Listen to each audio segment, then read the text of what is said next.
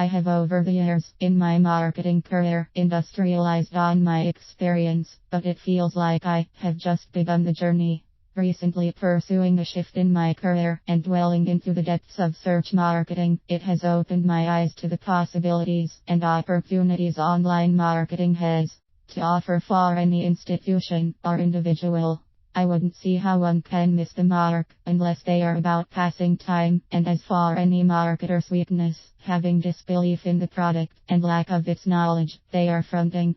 I jumped into an opportunity with a foods and nutrition network marketing company that first of all when handed the starters pack, I was literally healed of ailments, and from that moment on I knew I was on the right track. I loved the product and I wanted to share it with the world. I knew the prices were a little too stiff, that keeping a consistent supply for your personal use can be quite a great deal, but then its benefits are a great deal. Until I joined that company, my career in sales and marketing, something I ironically rejected following on that path, but somehow landed right back into it, was nothing but stereotypical of the field. And you wonder if our fates are not already written, sealed and stamped. As years go by I face many challenges and learn new things in sales and marketing, and we do learn from these challenges new ways of getting the best out them. Sales vs marketing.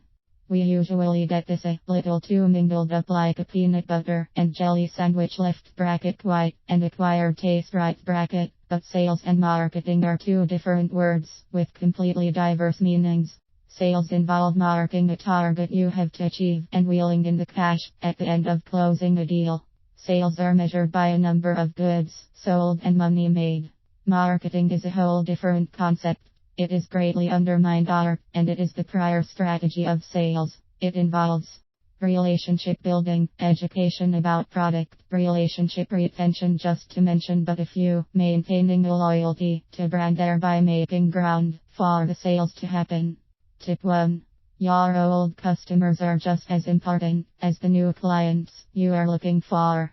One of the greatest mistakes most businesses make is being overzealous and too ambitious. It is without a doubt important, make the bucks quick enough to make a return on investment, clear debts and carry on with a smooth running of the business. However you make your runs, I have learned that creating a personal relation is a company's greatest strategy, maintaining a loyal customer base. A few tips about marketing. I will derive from my personal experience in the network marketing industry. We are least aware of our daily actions, but we market ourselves, our skills in a job application, in an interview even, when approaching and making moves due to the attraction towards the opposite sex, to lay down your resume of what you are capable of and willing to do to make the company expand and achieve its goal. The same goes for how you will please and build a future with your potential mate.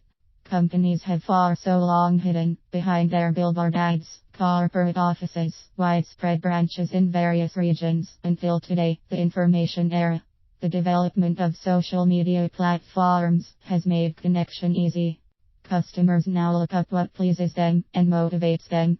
They look for something they can relate to. I would advise for this as an opportunity for any company to mull over to these human needs. The common brainwaves are love, motivation, anything that makes a person feel good about themselves, or escape the real world. Take for example on Twitter, we feel good follow and reading updates about what relates to our situations and us as different people with various needs. Maybe we would like to escape the harsh realities of the world, so we follow a few motivational speakers because their tweets are out of the ordinary and worthy of note. Tip 2. The virtue of patience and working hand in hand with your old customers is what will get you out of that debt. It's a give and take situation. It is clear that the economy today is taking quite nosedive and companies and businesses are all about buy, taking clients' hard-earned money. But successful companies have registered larger market share, rewarding their creative minds in their marketing departments, using the basics and adapting them to technology. The basics of marketing are relationships, and the variables are people. Being concerned about people is your meal ticket. All person needs is knowing someone is out there concerned and willing to give in to their needs. These simple needs are love and encouragement and personal relation. Engaging with various social media platforms per region, companies have taken advantage of this to reach places like China and Europe. Engaging with client prospects and having a personal authentic voice is very effective. It is figured that it might not work for larger brands, but probably working with a local influencer. That would be hitting two birds with one stone. To elaborate, local influencers, like models, musicians, icons that people look up to and admire, are of that region, and it's one way to get around the cultural nuances, avoiding misinterpretation and mistranslation errors in campaigns. It might be one way to cut costs on a translation, or you can choose to work with a professional translations company with experts, and you will have that trick up your sleeve. When starting your business, we always rack our brains about how we are going to reel in the first fish.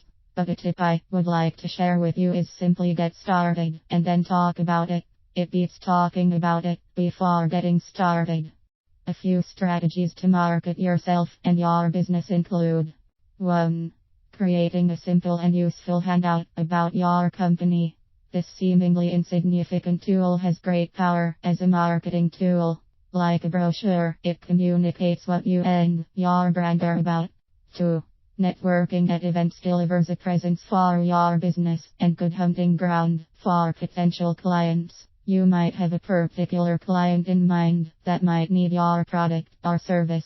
Walk up to them, introduce yourself, and explain your portfolio. If they know about it, you could probably have them give input with their ideas and opinions. A great way to have them look you up and try out your services and products.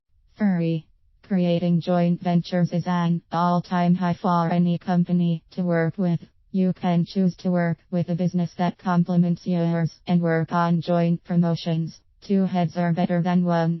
And just like Napoleon Hill, the power of the mastermind, a well-organized group directs an organized effort with intelligent knowledge, enabling an individual transmute his desire into monetary value. 4. Taking advantage of social media. According to Mander 2015, social networking now accounts for 3% of our daily internet activities, with blogging approaching 15%. We are spending more time on networks now than in the earlier part of the decade, especially with the rise of the mobile internet and the ability it affords us to connect to networks at any time and from any location. References: Mander Jason, daily time spent on social networks rises to 1.72 hours, Monday, 26 January 2015, access Tuesday, 1 September 2015, less than 8, https://www.globalwebindex.net/blog/daily time spent on social networks rises to 172 hours, greater than